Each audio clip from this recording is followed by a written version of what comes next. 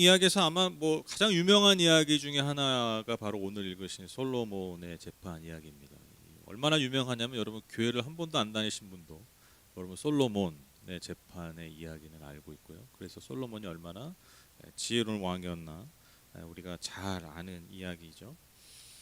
뭐 내용 다 잘 아시겠지만 그래도 한번 내용을 한번 잠깐 좀 설명을 드리면 두 창녀가 있었는데 그 두 창녀가 어느 날 솔로몬 앞에 오게 됩니다. 한 여자가 말하는 것이죠. 그 두 사람이 사흘 간격으로 아이를 낳았는데요. 두 사람이 같은 집에 살았습니다. 그래서 두 아이를 그렇게 같이 키우고 있었는데 어느 날 한 여자가 자다가 그 아이를 깔아뭉개서 그 아이가 죽게 되는 아주 비극적인 일이 벌어집니다. 근데 종종 정말 이런 일이 있다고 하죠. 지금도 이런 일이 있어요.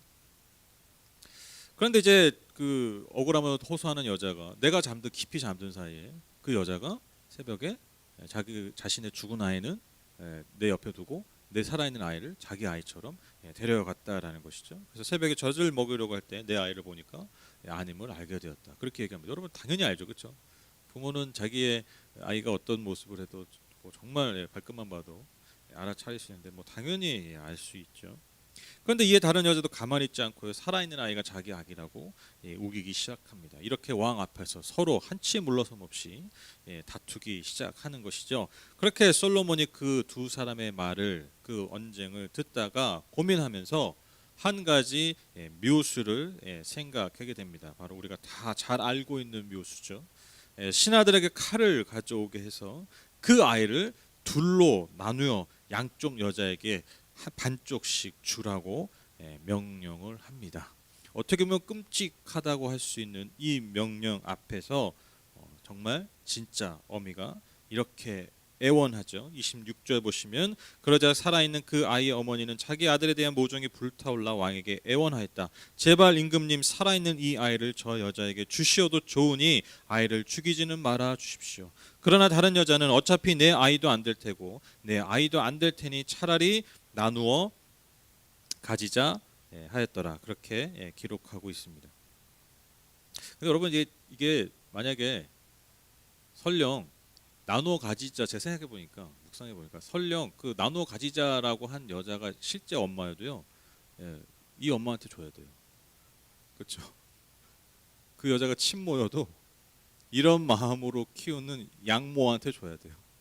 그러니까 그거 혹시 아닐 수도 있지 않나 확률상 진짜 엄마가 너무 열받아가지고.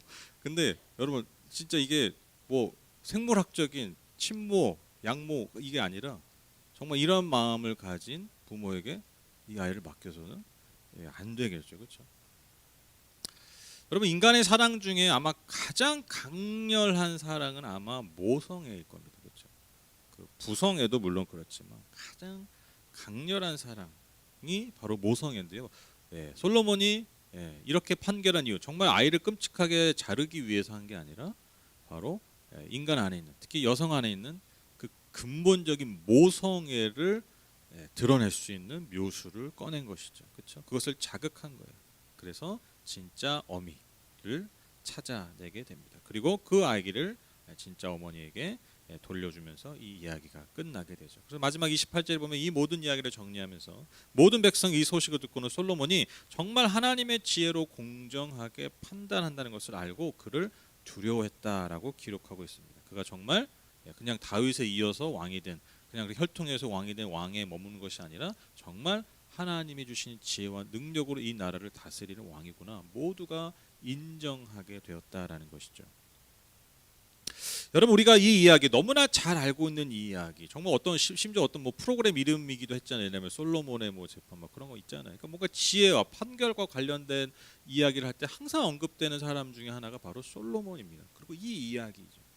우리가 이 이야기를 대할 때 모든 사람들이 대부분의 사람들이 어디에 초점을 맞추냐면 솔로몬의 지혜 즉 솔로몬이 가지고 있는 능력에 초점을 맞춥니다. 근데 여러분 한번 잘 생각해 보세요. 하나님께서 이 열왕기상 3장 16절에서 28절의 이 말씀, 이 이야기를 우리에게 주시는 그 목적이 과연 솔로몬이 지혜가 많다라는 메시지를 주시기 위함일까요? 야, 솔로몬이 능력이 많아. 솔로몬이 이렇게 지혜로워. 이거를 알려주시고자 이 이야기를 기록하셨을까요?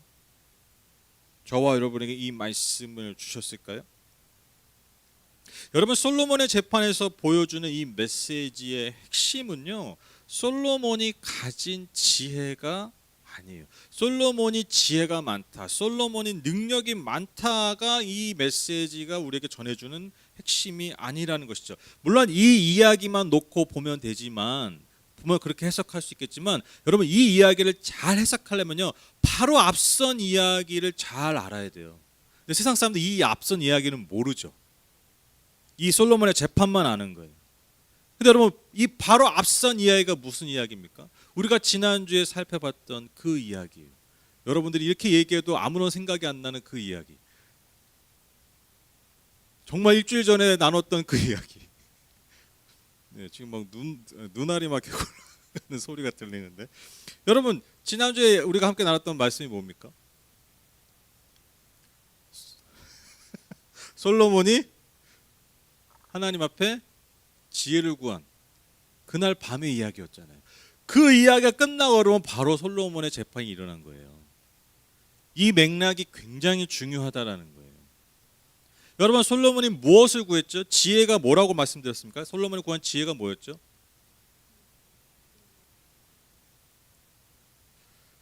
듣는 마음이었죠.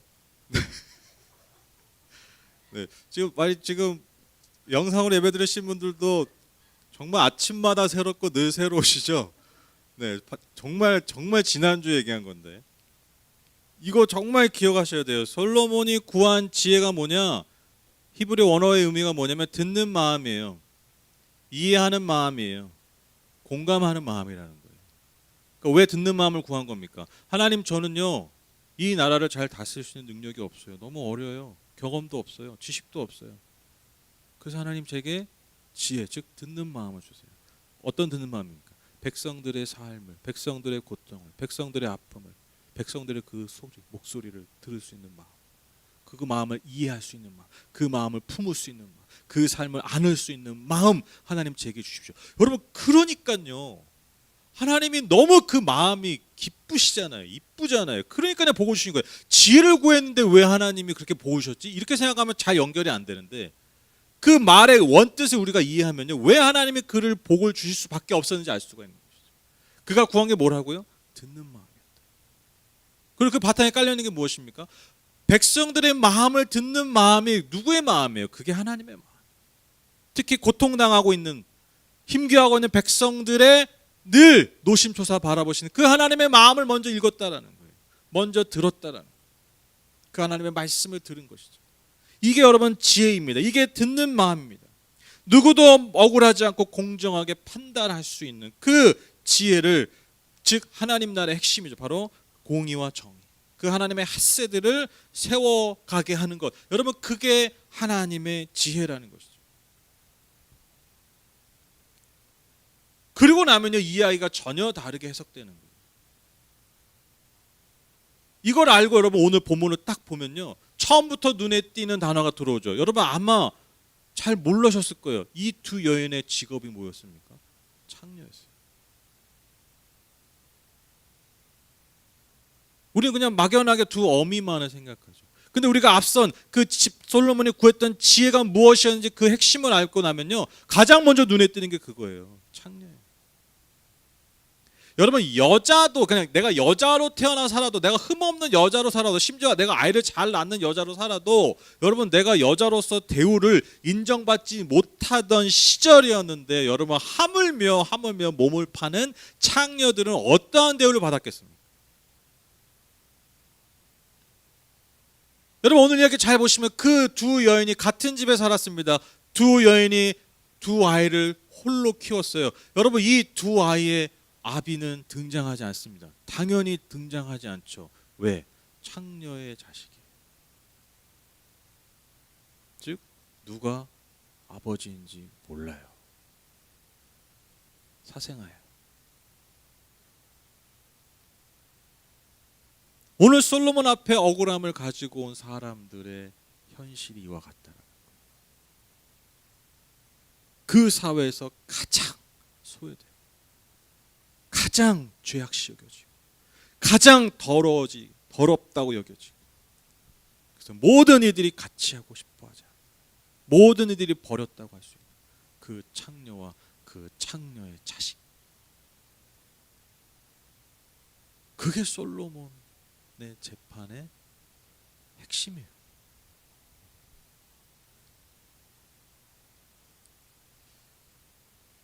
즉 오늘 이야기는 하나님이 주신 지혜를 무엇을 위해서 사용했는가, 이것을 분명하게 보여주는 이야기라는 것이죠. 하나님께서 이 세상을 바라보실 때 가장 가슴 아파하시는 이들을 위해서 그들이 억울함을 당하지 않도록, 그들이 억울함이 풀어지도록 하나님이 솔로몬에게 주신 그 선물, 그 지혜를 정말 합당하게 사용했다라는 거예요. 이것이야말로 하나님의 마음을 듣는 삶, 백성들의 마음을 듣는 삶, 이것이야말로 참된 지혜다라고 이 이야기가 보여주고 있습니다. 솔로몬이 하나님의 지혜를 쓰는 능력이 많아서 모든 백성들이 칭송하는 사람이 되었다라는 것은요, 지극히 우리의 욕망이 투영된 해석이라는 거예요. 우리의 마음이죠. 하나님의 마음으로 이 본문을 읽으면 핵심이 솔로몬의 지혜에 있는 게 아니에요. 솔로몬의 능력이 있는 게 아니에요. 솔로몬이 높임받았다, 우리가 늘 관심 있는 거, 거기에 있는 게 아니라 하나님의 마음이 있는 곳에 그의 지혜를 사용했다. 정말 이게 지금 그것을 보여주고 있다. 여러분, 얼마나 많은 그리스도인들이, 얼마나 많은 부모님들이 이 이야기를 가지고 믿음으로 간절하게 내 자녀들을 축복하며 내 자녀들에게도 이렇게 지혜를 부어달라고 얼마나 많이 기도했습니까? 이 말씀을 통해서 앞선 또한 그 듣는 마음, 그 지혜를 구했던 그 이야기를 통해서 여러분, 많은 부모 세대들이 내 자녀가 지혜롭게 되고, 솔직히 말하면 내 자녀가 지혜도 없고 그래서 뭐든 보고 다 얻을 수 있게 해달라고, 여러분 얼마나 우리가 그렇게 간절하게 구했습니까? 근데 여러분, 하나님 원하시는 건 그런 게 아니라는 거죠. 그건 그냥 너무 당연한 열매에 불과하다라는 거예요. 우리가 정말 하나님의 마음을 읽을 수 있다면, 우리가 정말 하나님의 마음을 읽고 그 마음에 반응한다면, 그래서 그 듣는 마음으로 하나님 우리를 부르신 자리에서 그 지혜를 잘 사용한다면 너무나 당연하게 그 복의 열매는 맺어지는 것입니다. 우리는 그 지혜를 받아서 옵션으로 더한 복을 받으려고 이 이야기를 읽어 나갔다라는 것입니다.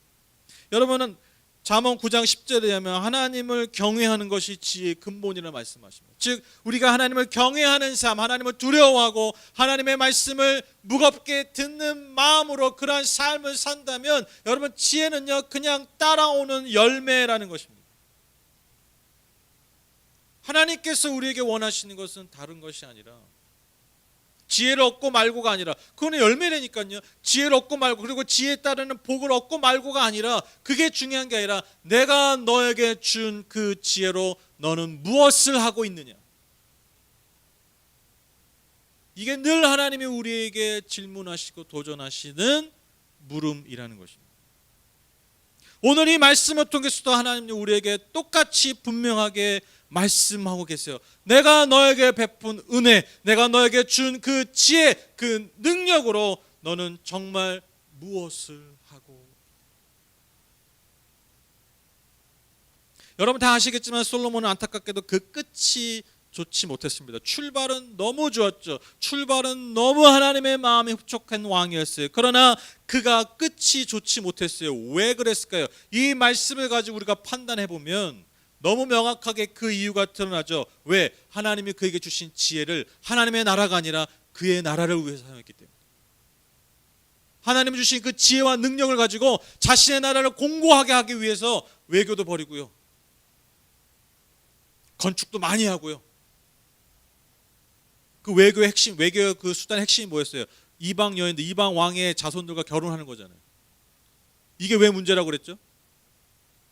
이방 여인 왕비들이 많이 들어오면, 후궁들이 많이 들어오면 식소들도 들어오죠.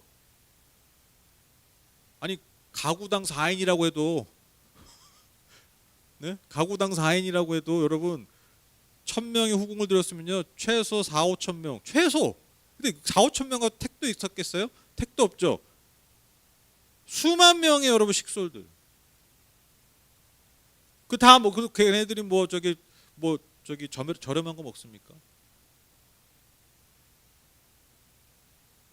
왕궁 지어줘야 되죠.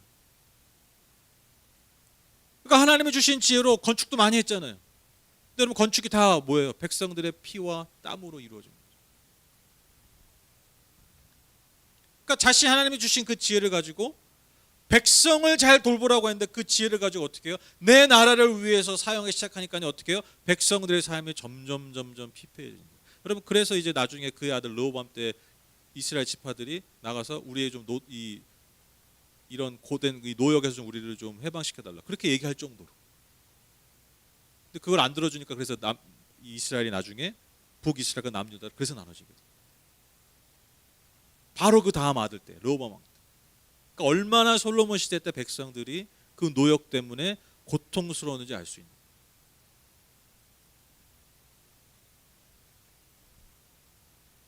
솔로몬 자신의 나라를 위해서 쓴 지혜가 역설적으로 그 나라를 무너뜨렸다. 그러나 오늘의 이 재판처럼 모두가 칭송하는 이 재판처럼 세대와 세대를 넘어서 국경을 넘어 민족을 넘어 지금도 회람되고 있는 이 이야기를 통해서 하나님의 마음을 읽고 백성들의 마음을 읽고 하나님의 나라를 위해서 그 지혜를 사용할 때 그 지혜를 하나님이 얼마나 빛나게 얼마나 아름답게 사용하시는지 여러분 수천 년이 지나도 이 이야기가 우리에게 들려지는 이유입니다. 여러분 뭐 제가 이렇게 얘기했다고 해서 여러분 자녀들을 위해서 뭐 나 자신을 위해서 뭐 지혜를 구하고 뭐 이러지 말라는 거 아니에요. 여러분 구하십시오. 여러분의 자녀들을 위해서 나 자신을 위해서 그 누군가를 위해서 하나님의 지혜와 계시를 여러분 구하세요. 당연한 거예요. 그러나 그것에 머물지 말고 왜 내가 이것을 구하는지 왜 내가 이것을 중보하는지 우리가 그 이유를 명확하게 깨달아야 된다는 것이죠. 하나님 내 자녀에게 그리고 나에게 지혜를 주셔서 그 지혜를 가지고 하나님의 마음을 더 잘 읽고 하나님이 나의 부르신 그 자리에 그 부르신 사람들의 마음을 잘 읽을 수 있는 품을 수 있는 그래서 하나님이 주신 그 지혜와 능력과 복을 잘 사용할 수 있게 해달라고 우리가 더 간절하게 구해야 합니다. 근데 저는 믿어요. 우리가 그 마음으로 구한다면요 그냥 지혜와 능력은 열매예요. 열매. 이것이야말로 참으로 복된 삶 아니겠습니까? 참으로 우리의 삶을 복되게 하는 것 아니겠습니까? 이게 지혜입니다. 제가 이 말씀을 좀 계속 솔로몬 다윗 막 이야기 보잖아요. 왜냐하면 이게 지금 저희 맥락이 이제 막 뭔가 이제 전환이 되고 또 새로운 예배당, 새로운 처소가 지어지고 이제 이런 맥락이어서 제가 그래서 그런 맥락 가운데 이 말씀들이 좀 저에게 의미를 줄 것 같아서 이 말씀들을 계속 차례대로 보고 있는데 제가 어제 이 말씀 이렇게 준비하면서 묵상하면서 자꾸 제 안에 들을 마음이 뭐냐면 제가 이제 이 예배당, 이 성전을 떠날 때가 되니까요. 자꾸 제 안에 무슨 생각이 드냐면 과연 우리가 이 지난 5년간 여기서 이 예배당에 하나님 우리를 부르셨는데 이 예배당에서 5년간 과연 어떤 열매를 맺었을까? 이걸 자꾸 돌아보게 되더라고요. 근데 이게 제 스스로 저에게만 적용한다면 어쨌든 제가 이 교회 담임 목사로서 제가 그 지난 5년에 이 예배당에서 지난 5년을 이렇게 돌아보면요 정말 제가 정직하게 고백할 수밖에 없는 게 하나님과 성도님들 앞에 너무 송구스러운 게 많아요. 내가 과연 하나님이 내게 주신 이 기회들을 이 좋은 자원들을 그 귀한 시간들을 과연 잘 사용했나? 그런 질문을 하면요, 정말 성도님과 하나님 앞에 송구한 마음이 많이 듭니다. 특히나 또 이 코로나 시절을 통해서 그것을 더 깊이 깨닫게 하시는 것 같아요. 그냥 뭐 늘상 반복되던 그런 패턴이 아니라 전혀 다른 패턴으로서 전혀 다른 환경에 처해지다 보니까 오히려 그런 것들이 더 잘 드러나게 된 것 같습니다. 근데 어쨌든 지나간 시간이잖아요. 지나간 시간 붙들고 뭐 묵상하면 뭐예요, 그렇죠? 덮어버리겠다 이런 게 아니라 그것을 가지고 그 마음을 가지고 그 아쉬움과 그 부족함을 가지고 소망하는 게 뭐냐면 더 좀 간절하게 소망하게 되세요. 그게 뭐냐면 하나님 정말 우리가 새롭게 이전하는 그곳, 그 지역에서, 그 교회에서, 그 예배당에서, 그 부르신 그 자리에서 하나님 정말 하나님의 마음을 듣는 교회 되게 해주십시오. 그곳에 있는 사람들의 삶을, 아픔을 들을 수 있는 교회가, 공동체가 되게 해주십시오. 그 마음이 더 간절하게 제 안에 올라오게 됩니다.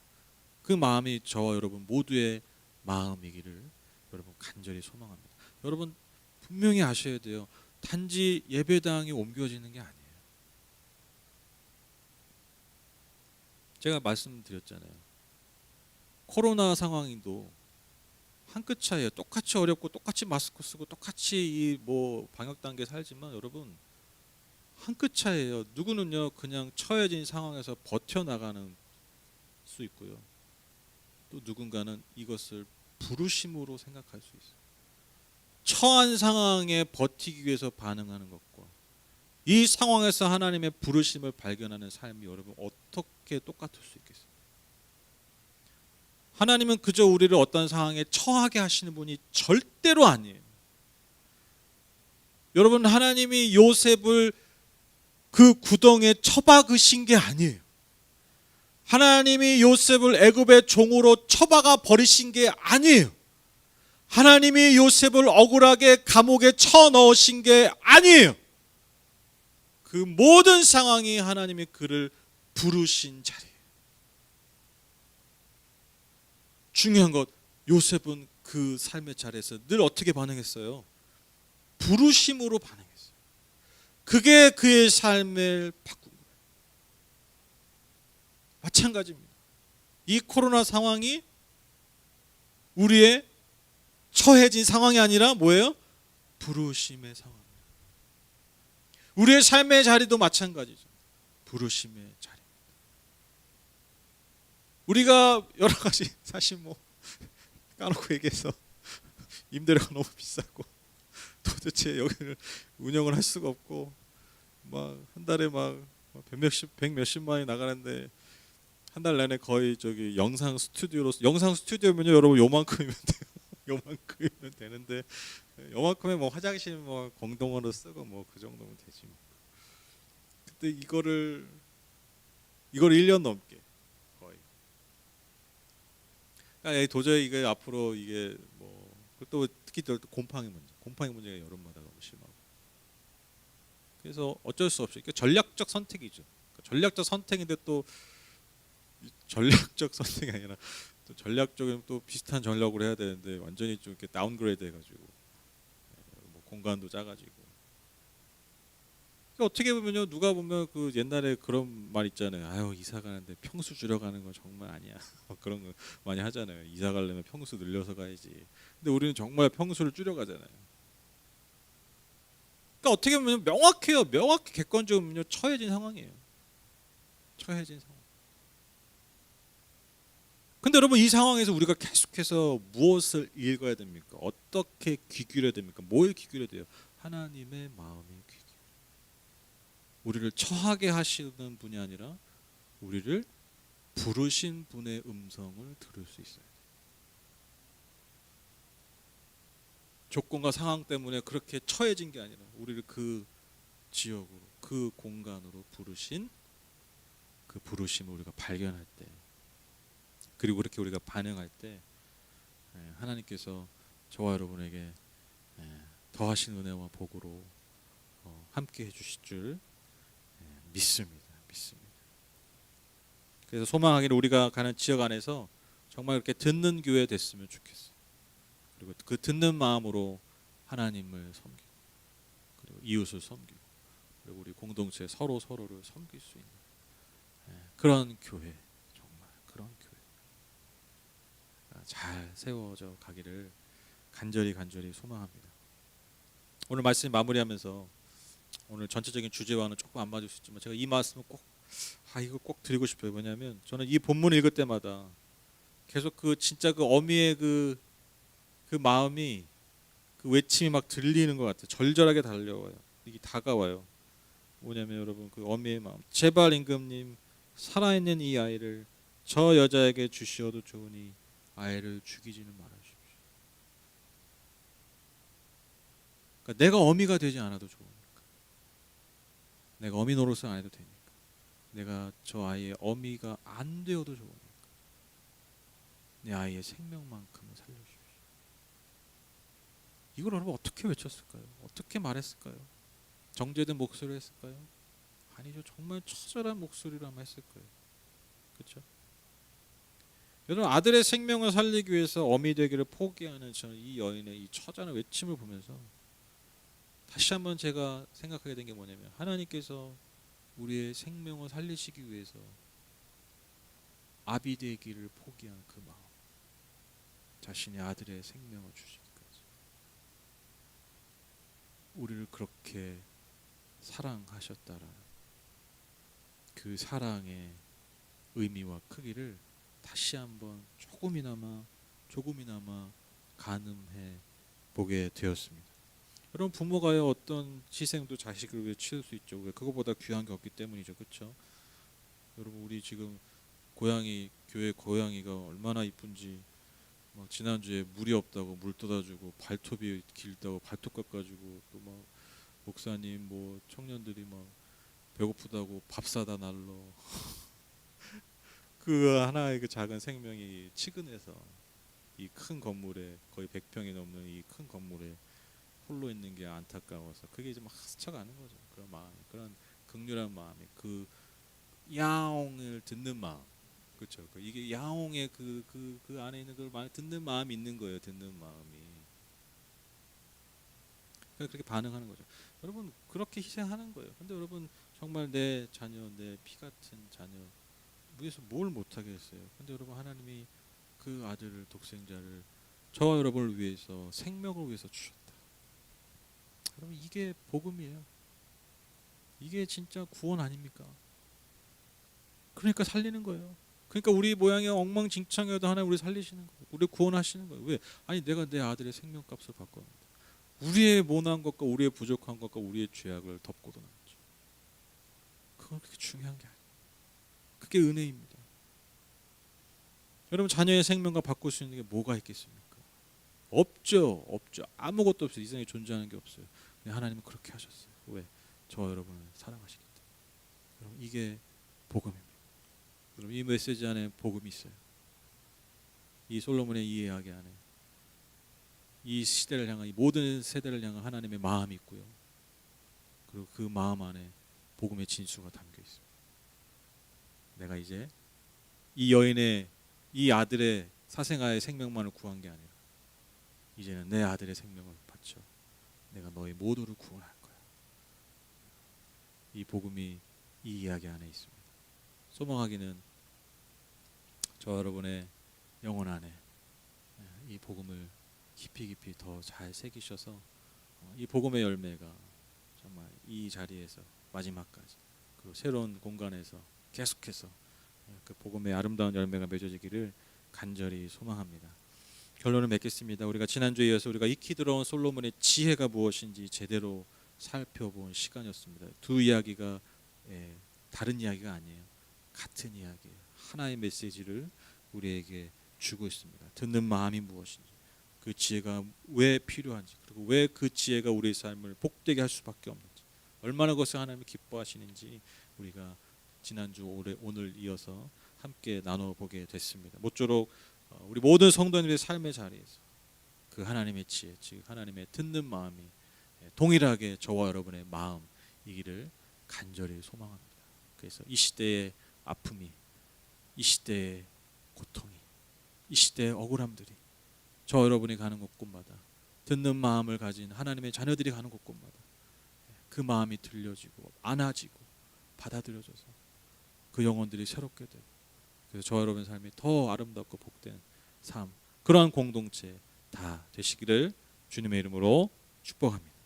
우리 같이 찬양하시죠.